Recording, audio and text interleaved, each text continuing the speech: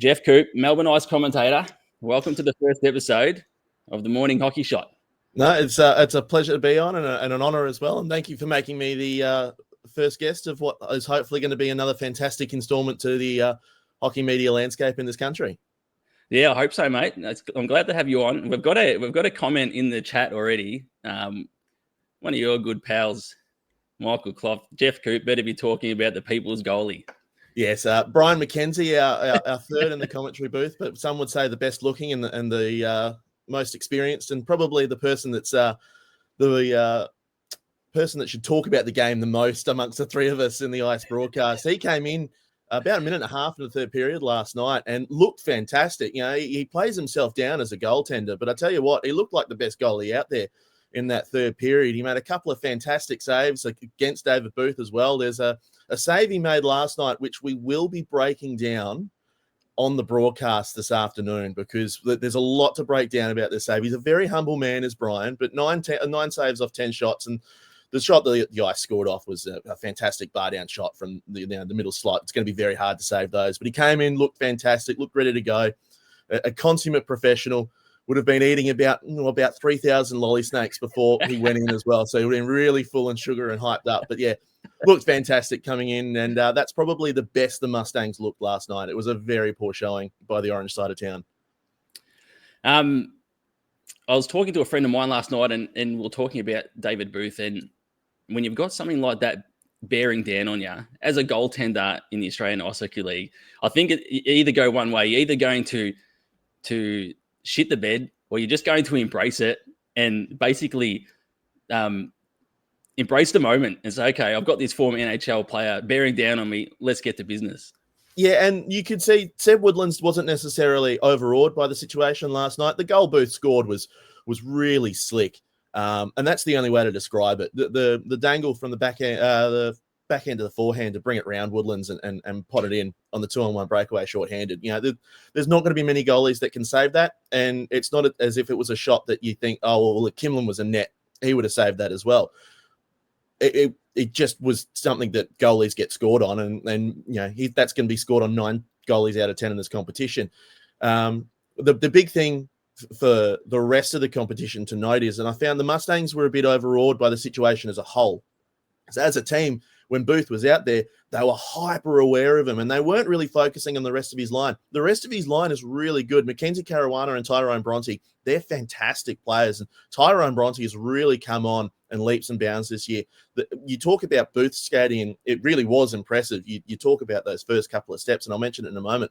But Tyrone Bronte's skating has really come along in the last couple of years. His turn of speed is really quick, and it's showing because he's turning defenders around. He's making them unaware of their sort of situation and where everything else is, and it throws everything out. So to have a line like that, especially when you've got a bloke like Mackenzie Caruana, who's really smart, knows what he's doing, knows how to play the game, it's a dangerous, dangerous line. You can't be hyper-focused on one player. You've got to be aware of the entire line. And too many times last night, the Mustangs were pre-aware of Booth, then hyper-aware of him when he was on the ice, and then sort of stuck in this fog of being like, oh, okay, well, we dealt with that. He's off the ice. We can sort of calm down again. And before they knew it, they were back on their heels and back in their own zone. Yeah, absolutely. And Tyrone Bronte coming back from Michigan Tech, you can really, really see what that time spent in Michigan Tech has done for Tyrone Bronte. And throughout that college campaign, you could see Bronte involved in goals and assists. But seeing Bronte in the flesh looks like it's just improved and gone to another level. Oh, it really has. And we're seeing this now more and more of these local kids that are going away to the States or to Canada or to even Europe, and they're coming back polished players, and they're looking really good. You've had Tom Harrow go away for a little bit, debutant for the Brave. He's looked really good in coming on leaps and bounds. You know, even players that have been overseas in previous years and then come back. You know, even players like Darcy Flanagan, very much maligned around the league for his on-ice antics, and he does a job for the Adelaide Adrenaline. But his hockey per se has come a long way from going overseas and coming back having learned things. And we're seeing now more and more that the kids are now more willing to go away, have, sacrifice the summer, go away, have a good winter, learn a lot from a lot of other people, and come back and look really good and look really strong. And that's only going to mean really good things going forward for our national teams. And I think every team, there is a spot for someone like Darcy Flanagan. Might not be everyone's cup of tea, but just plays on that edge, maybe steps over the edge sometimes. But hey, that's sport, I think, and I think that's hockey. That happens. We do have a comment as well in the chat from Corey Katina from all the way from Minnesota, talking about Brian McKenzie. The glove save he made was one of the best of the season. It was fantastic, and he didn't even realize he had it until he does a little flap of the glove at the end there, which again we'll break down. I'm hoping that we can really dial down and get his thoughts on what was actually going on there, because it was a fantastic 2-on-1 stop and something that happened far too many times last night for the Melbourne Mustangs. They turn around and be in a situation where it was an odd man rush, a 2-on-1, a 3-on-2, and they sort of lost all their assignments. It was vastly different from the last time we saw a derby played where the Mustangs were all over the ice. They'd be really disappointed with how badly last night went. What have you seen? Obviously, the Ice, they went to the Cup final last season. They fell short against a team. I think you know this team they fell short against. Geoff, what do you see from the Melbourne Ice this season that you think looks a little bit different to what you've seen from the commentary box last season or the season before? I was very impressed a couple of weeks ago against the Thunder, and they've got the Thunder tonight, and it's going to be a fantastic rematch of what was a couple of weeks ago. The Thunder very early on not only broke through their forecheck, but then forechecked them really aggressively, and the Ice was struggling to get out of their own zone in a similar way that they struggled to get out against the Mustangs in the derby previously to that game. Their ability to change on the ice and realize that the tactic they had wasn't working, they needed to switch to something else. They needed to find a different way to break out. They needed to find a different way to get through the neutral zone, or maybe even just break the game up. Send a couple of blokes out, cause a bit of mischief, get a bit of power play time, so it automatically starts in your attacking zone so that you don't have to try and break it out. You're already there. You can just try and score the goal from there. Their ability to think on their feet has improved, and that just takes time. You can't really train that per se. That's just time on the ice, time with each other, time in the game. Their forecheck is something to behold. It really is. That they suffocate teams trying to get out of their own zone. And they're able to take that on the road this year. So their games against the Rhinos and Newcastle on the weekend, again, that they were just making sure that they were having a hard time coming out from the back through neutral ice. It was really difficult. And it's something that Kerry Goulet seems to have tried to instill in them over the years, because if you go back to the year before last year, 2023, when they didn't really have a great season until right at the end, towards the end, they were just outscoring teams 10-9, 11, whatever. There was massive, huge rugby scores. Defensively, it just wasn't there. And one of the things that really shot them up the standings last year was their ability to stop teams defensively. Now, it helps when you have one of the best goaltenders we've seen come to our shores in Tatsu Ishida. He's going to bail you out if you make a defensive mistake. But what we're seeing is the Melbourne Ice suffocate teams and sort of hamper them all the way up the ice, that when they get into that position to take the shot, they're already buggered. You know, they've had a hard time getting into that position. And so the chance isn't really what you want it to be, and it really isn't how you'd want it to end up being. So you're making a shot through traffic. You're taking a shot through the blue line just to get a face-off so you can get some zone time. And that's really causing teams problems. So they've just got to figure out how to make sure that forecheck isn't broken down. And when it is, how they need to change that as well going forward, because against Perth were getting through that forecheck. So they had to find ways to change it up and sort of adjust their tactic. They're not necessarily sending just one every time or just two every time. They're changing it up depending on the situation. So it's a player-by-player thing. It's showing that they're sitting down during the week and really focusing on how they're going to forecheck. Yeah, and Perth Thunder, they play a really physical game. You were talking about the Melbourne Ice defensively, and it was one of the things that I'd noticed this season. I feel like they're across all zones. They're a lot more. What's the word? I suppose stable is not the word. They're not so much offense heavy, I guess. Across the board, they've got a more level team, and I think they've also got a bit more physicality and size to them. And whether or not that is someone like a Vinny Hughes coming in late in career, but knows how to play, can be sort of that physical presence as well. Do you see the same that I see, a more level squad across all zones? Yeah, look, Jeff Solo was a fantastic defenseman for them last year. but he was offensively minded, and he was always looking to get into the attack, take the shot. And that's not to say that Sebastian Bergholt isn't offensively minded, but he's very aware of his defensive duties and what he needs to do. And he's a fantastic D-man. He lays the body. He makes sure that he gets in the passing lanes before it becomes a shooting lane. His defensive mind and his awareness is fantastic. And you pair that with basically this core that the Ice have put together. So you've got Michael McMahon, who's come across from the Mustangs, and he's looking really, really good for them. He's wearing the A now. He wore that last night. He looked really good. Jacob Laver's coming on in leaps and bounds as well as a young defenseman. Vinny Hughes was, again, fantastic last night. Just broke everything up. I don't know where he's found the extra go in his legs, but, you'd never guess that he's had umpteen dozen years off from the game. It looks like he's been playing for the last 5-6 years. The Ice as a core defensively are just better. And I know that doesn't seem like very good analysis, but it's just sort of how it is. There's no real one thing that you can, aside from the fact that they're not always looking to be the fourth and fifth forward going forward when they're in the zone. They're always there for a shot if you need it, but they're not necessarily pushing too far. They're not necessarily losing their assignments like they have been. One of the big things that the Ice was struggling with was giving up a 2-on-1 situation, and then there was always a free man at the back post to just tap it in. Far too many times that was happening. That's happening a lot less now. It does happen every now and then. It just happens in this sport. But what you're seeing is a team that's a hyper aware of its defensive assignments. And if someone makes a miss on that, there's someone there to clean it up. Or they just make it work. There'll be a late stick in, or there'll be a late lunge, or they'll just take an angle. And if you do enough when you've got a goaltender like Tatsu Ishida, you're going to be able to help him out even just a little bit for him to be able to make that save. And there was a couple of moments last night where the Mustangs did get in behind, but either there was a last-ditch effort or they were able to do enough that Ishida could make the save and they could clear it out. Yeah, absolutely. We have a couple of comments as well. Sean O'Connor from Oz Hockey Media, loving the Saturday morning hockey chat.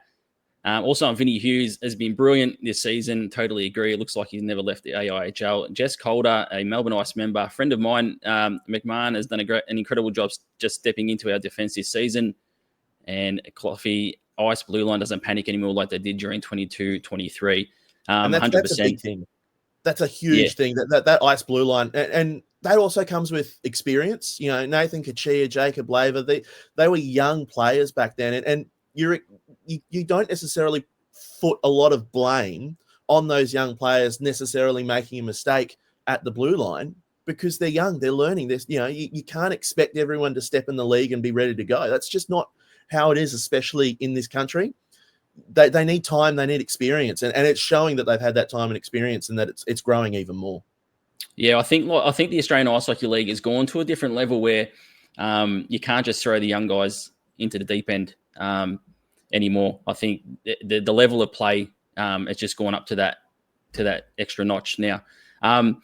Tatsu Ishida, are you surprised how good he has been stepping straight into the AI? Like, I thought, like, after the first season, I thought maybe it was just first season, here we go, just impressing, all that sort of stuff. I thought maybe the next season could see a dip, but has just picked up where he left off. Yeah, he's a very impressive goalie, and it's interesting being able to sit with Brian, who is a goaltender himself, and sort of learn what he thinks the mindset is, and then you can see it sort of play out. Basically, everything from the logo down on the ice, he's got covered. He really does, and he's a really interesting bloke. I was flying to Canberra last year, and I just so happened it was a horrific twist of irony. I caught the same flight as the Ice to Canberra last year for their doubleheader, and the team's sort of milling around in the lounge, waiting for everything to go on, waiting to board, and there's Tatsu just stretching, just getting really low, getting really loose, and then you see him walking around, and then he'll just be stretching a bit more. He really just he takes being able to be flexible and nimble to a whole another level. He's just always sort of switched on, and he's lovely bloke off the ice, very humble.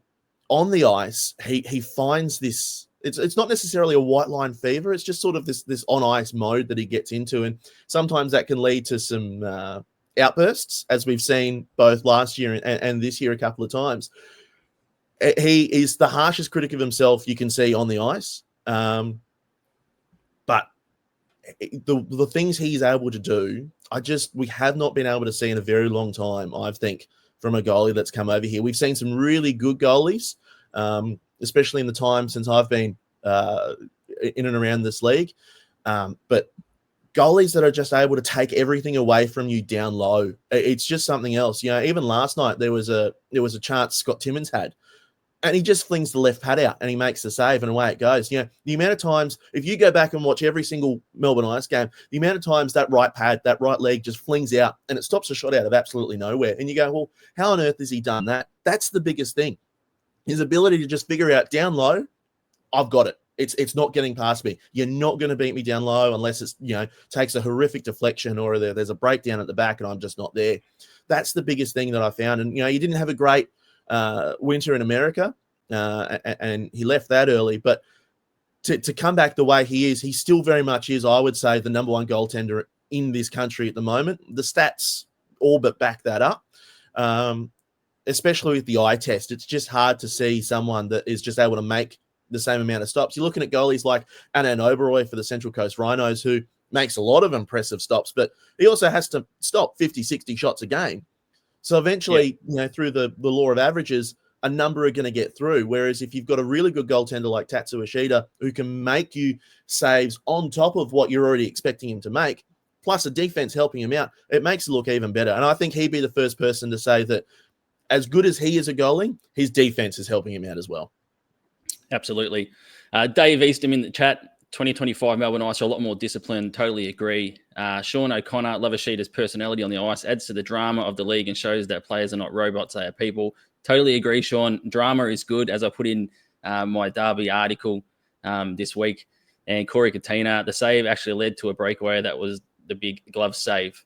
I am joined by Melbourne Ice colour commentator Geoff Koop. I know I've got you on here to talk about the Melbourne Ice, but I know you got to shoot off as well. I just want to get you to give me a quick comment. You were at AIS Arena, the new rink for the Canberra Brave. Give us your thoughts. What was it like? How did it look? And what does it mean for the Brave? It's fantastic. It really is. I was able to go down for a day and help out with the construction of it, me and my 1 year of trading knowledge, which really wasn't that great at all. But it was fantastic to be a part of it and see all the help. And I know a big shout out to the Kemps as well, who were there every day from basically dawn till dusk helping out. They did a lot of work, did Robin and Dave. But, what this rink is something else. It felt like an exhibition game when I walked in the first time. And it felt a bit more normal on the Sunday when you went in for the second time. But that first game was just incredible. It's something that we just don't have in this country yet, which is a 360-degree atmosphere. We've got rinks where you can be basically around the whole thing, but this was something else. It really was. And it was the one thing I noted, and I said this to a couple of people, and they noticed the same thing after I mentioned it. It was the noise, not necessarily when the goal went in. It was the noise when a chance happened and the ooh that happened with it. And it seems like a really small niche thing to point out, but that was something else to note, that atmosphere that came from that. It is a really, really big thing for the sport in this country to have something like that. Can they host finals there? Well, they're not this year, obviously. It is still a smaller rink than the Icehouse sheet. And that's just purely because of the confines of that arena. You can't make it any bigger than what they've got it. It would be very interesting to see two neutral teams go on there and play in a final scenario. And that's obviously up to the league next year with what they want to do with finals. If you're looking at the facilities around the rink, the Icehouse probably has a better setup in terms of hotels, eating establishments, location. But if you're going to look at the pure number of people you can fit in, well, there was 3,000 people there on the Saturday night, and that was awesome. And if you're going to have 3,000 people over a weekend on a Friday, Saturday, and Sunday, that'll be even better. So the league's obviously going to look at that, but purely from a league standpoint, and going from Phillip, where you jam in as many as you can, and you probably jam in a little bit more than what you should. It was just something else. It really was. It was just, it took me a whole game to sort of adjust from having done 10 or so years going to games at Phillip and everything that sort of went with that into what felt like a real arena. And that's not to say anything bad about Phillip. You know, we all know what the Brave Cave is. It had that character, though. It was the home of the team, and the team made it as such, and the fans made it even more. This feels like something you'd walk into the States or Canada and walk in and be happy with. And, you know, I can't wait to see what the management have in store in terms of making that experience even better, because there's a lot more they can do. And they've got a contract there that means that for the next couple of years, you know, they'll take the rink down at the end of the year. They'll rebuild the rink. What more they can do in terms of, you know, the lessons they learn going forward and working with the AIS, because you can tell that, you know, the AIS, it's a down period for them during the winter. They don't have a lot going on there. And, you know, sadly, whether you want to or not, musical acts don't exactly, you know, look at a map of Australia and go, Canberra, I'm going to take my tour there. So, you know, this is great for them in terms of that means they've got something going through the winter like they do in the summer with the Canberra Capitals. How much they embrace it as well. That's going to be important, is the AIS need to embrace this and realize you've got a strong fan base in Canberra that has a hunger for hockey. It has a hunger for the good atmosphere, and how they can work with management and making that a really good experience for everyone. It'll be fascinating to see what they add on top of it, because it's already a great setup. You know, it might be the first rink in Australia where the merch desk has a dedicated booth like you would see at a normal stadium, and it isn't just a trestle table. We did talk about it ringside at O'Brien a few times. I had my reservations about, would this work at AIS Arena, all that sort of stuff, but I'm glad that it actually has worked, and it's worked well, and it's really taken off, because it's great for the sport, great for Canberra, great for the Brave. So more of it. So hopefully we can see that new rink and new facility built in Canberra as well, from the back of this. That'll be big as well, is getting that forward. And I know there's a lot of news stories out of late. There's another one this morning, a bit of he said, she said, literally, between Brave management and the ACT sports minister. You know, the hope is that they can put that sort of politicking aside and just get it done. You know, we've seen far too many times in this country, rinks promised to be built, planned to be built, thought to be built, and then just not. You know, we've had about 20 fall over in Adelaide in the past 3 years. This shows that even on a temporary scale, it can be done, and it can be done really well. And then there's a thirst for the crowd to be there. I mean, the derby last night was sold out, a week in advance at least? Yep. Every derby this year's been sold out. You go online and you look at tickets for this weekend. It's difficult to find a seated ticket. There's thirst in this country, and you know, and the fact that we don't have 2 Sydney teams this year shows that, you know, we're lacking a major population base. But even the Bears and the Dogs still pull impressive crowds. You know, everyone rocks up in Newcastle. That barn's always full. You know, Perth, they hang them from the rooftops at some stages to get them in. There's a thirst in this country for hockey. There's a thirst in this country for good rinks, and for there to be a situation where you've got improved seating, you've got the ability to have that full 360, you know, crowd experience. It just needs to be done. And I understand they're expensive, and, you know, there's a lot in the news at the moment about building new stadiums, especially in that places that they don't think they necessarily need them or need a roof or any of that sort of carry on. But, you know, we're not talking about building a 30,000 seat stadium in downtown that's going to cost $1 billion and all that sort of, you know, the money is there if you want it to be. And the thirst is there if you want it to be. You know, off the back of building a new rink, it means hopefully we'd be able to actually host Worlds and host other tournaments as well, because it doesn't just need to be the men's 2A or 2B competition. The women are there as well, and the women go to even further reach places that you've never heard of before. And the junior tournaments, well, sometimes those places aren't even on atlases or maps, and you go and search them and it's some little town off the road. So the money that comes in after you've put that initial spend out to build it, you eventually make that back and then some. So there just needs to be a bit of future sight in seeing what's going on there. Yeah, absolutely. Totally agree. I'll end on this one with you, mate. There's a comment here from Sean. Cannons back in the future. AIS is a perfect example of multi-purpose facility incorporating ice sports in Australia. Totally agree, Sean. It's really good to see. I know you got to shoot off, mate, but thanks for jumping on. for No, the thanks for first having me. episode of Morning Hockey Shot. Hopefully this builds into something that people can get around first thing on a Saturday morning, grab a coffee, listen to some hockey, jump in the chat, and get prepared for the weekend. But Melbourne Ice colour commentator Geoff Koop, thanks for jumping on this morning, mate, and enjoy the call today. No worries, and thank you to everyone, and I hope to be on your screens this evening from about 4:45. And yes, we've got a big breakdown of Brian's glove save that I think everyone's going to enjoy. Look forward to it, mate. Cheers. Thank you. There he goes, Geoff Koop, colour commentator for the Melbourne Ice, part of ATC Productions.